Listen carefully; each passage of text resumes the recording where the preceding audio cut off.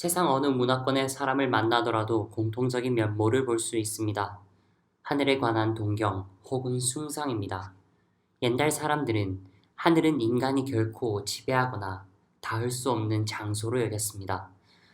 아무리 높은 산에 올라도 하늘은 손으로 만지지도 하늘보다 높은 곳에 이를 수도 없었기 때문입니다.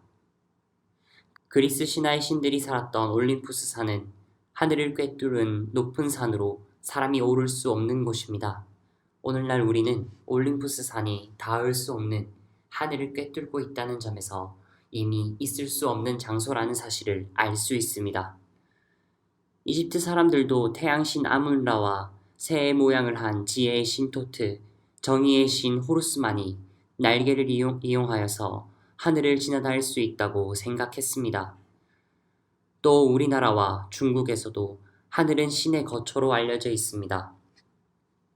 그 옛날 우리 조상들은 하늘을 옥황상제나 환인이 지배하는 나라가 있는 곳으로 여겼습니다. 유다인들 역시 하늘을 경외했습니다. 하늘은 하느님의 천상어전이 있고 불타는 어자에 하느님께서 앉아있는 장소로 묘사됩니다. 그리고 우리 신앙에서 가장 중요한 핵심이신 부활하신 그리스도께서도 땅으로 내려가시지도 갑자기 사라지시지도 않으시고 하늘로 향하셨습니다.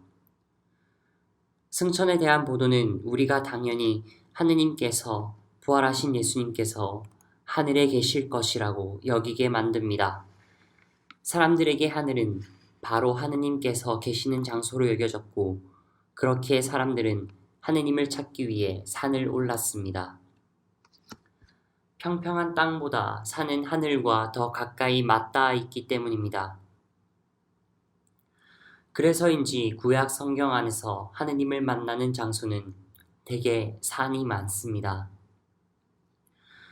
모세가 시나이산에서 하느님과 이야기를 하였다거나 아브라함이 이삭을 제물로 바치기 위해 제단을 쌓은 곳도 산이었고 오늘 등장하는 제1독서에서 엘리야 예언자가 하느님을 뵙고자 향했던 곳도 하느님의 산이라고 여겨지는 호렙산의 동굴입니다.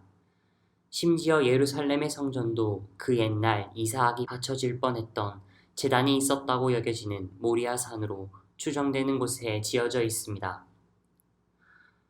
우연의 일치라고 하기에는 어려울 정도로 성경에서 수많은 사람들이 하느님을 찾기 위해서 혹은 하느님을 뵙기 위해서 산으로 향합니다. 산은 하늘과 가장 가깝기 때문입니다.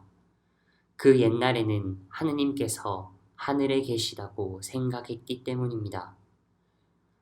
오늘날 우리는 어떻게 생각하고 있습니까? 하느님께서는 하늘에 계십니다. 이 말을 들으면 무슨 생각을 떠올리십니까? 르시엘 에블롱, 영화 폭네프의 연인들에 등장하는 이 말은 본래 하늘은 하얗다 라고 번역되는 문장입니다. 그러나 이 말이 오늘날에는 과학적인 근거를 바탕으로 하늘에는 아무것도 없다 혹은 하늘은 그저 하얗다 라는 뜻으로 사용되고 있습니다. 네, 하느님은 하늘에 계시지 않다라는 사실이 우리가 비행기를 타게 되고 인공위성을 쏘아 올리게 되면서 밝혀진 것입니다. 하늘에는 하느님께서 계시지 않다. 일부 사람들은 이 말을 하느님은 없다라는 것으로 이용하기도 합니다. 과학의 발전이 종교가 무의미하다고 하느님은 없다는 사실을 밝혀냈다고 말하는데 이용되기도 했습니다. 여러분은 이 말에 어떻게 반박할 수 있을까요? 하느님께서 부활하신 예수님께서 계신 곳은 어디라고 말해야만 할까요? 오늘 제1독서에서 그 뛰어난 예언자인 엘리야도 우리처럼 하느님께서 계신 곳을 찾아 헤맵니다. 엘리야는 수많은 기사를 호렙산에서 목격합니다. 산을 핥히고 바위를 부수는 바람이 지나간 뒤에 일어난 지진이 끝나고 일어난 물, 이 수많은 기이함 속에서도 주님은 계시지 않았습니다. 바오로가 커다란 슬픔과 끊임없는 아픔 속에서도 증거해 마지 않았던 주님은 그 어떤 기이한 현상 속에서도 발견할 수 없는 분이었습니다. 우리가 그렇게 찾아 헤매이는 주님이 어디에 계신지를 오늘 복음이 알려주고 있습니다. 오늘 복음 속에서 예수님은 5천 명이 넘는 군중들을 배불리 먹이고 돌려보내신 다음 제자들도 배를 태워 보내시고 홀로 산에서 기도하고 계십니다. 그러나 예수님은 제자들이 위기에 처한 순간에 산을 떠나 제자들에게로 향합니다. 홀로 산 위에 계셨던 예수님께서는 제자들이 위험해지자 한 걸음에 그들 곁으로 향하십니다. 제자들은 파도에 시달리는 위험한 상황 속에서 예수님을 볼 수 있었습니다. 아이러니하게도 파도가 일고 풍랑이 있는 그 새벽에 제자들은 저 멀리 물 위에 있는 것을 볼 수 있었습니다. 비록 겁에 질려 유령이다 라고 외쳤지만 예수님을 볼 수 있었던 것입니다. 예수님께서는 분명 캄캄한 새벽이었을 시간에 당신께서 제자들을 위해 제자들에게 향하고 있음을 보여주시며 걸어오셨습니다. 마치 배들이 올바로 항해할 수 있도록 캄캄한 곳을 비추는 등대처럼 물 위에서 다가오셨습니다. 예수님께서는 제자들을 먼저 보내셨지만 제자들에게서 당신 눈을 떼지 않고 지켜보셨습니다. 그리고 이제는 그들이 알아볼 수 있도록 가까이 다가오십니다. 우리는 주님께서 물 위를 걸어오신 것보다 베드로가 물 위를 걷게 된 것보다 오늘 바오로가 말했던 그리스도께서 인간이 되시어 우리 가운데 오셨다는 사실을 기억해야만 합니다. 그리고 오늘 복음 속에서 예수님께서도 제자들을 향해 가고 계십니다. 하느님께서 그리고 예수님께서 계시는 곳은 저 높은 하늘도 저 아래 보이지 않는 땅속도 아니라 바로 지금 우리 옆입니다.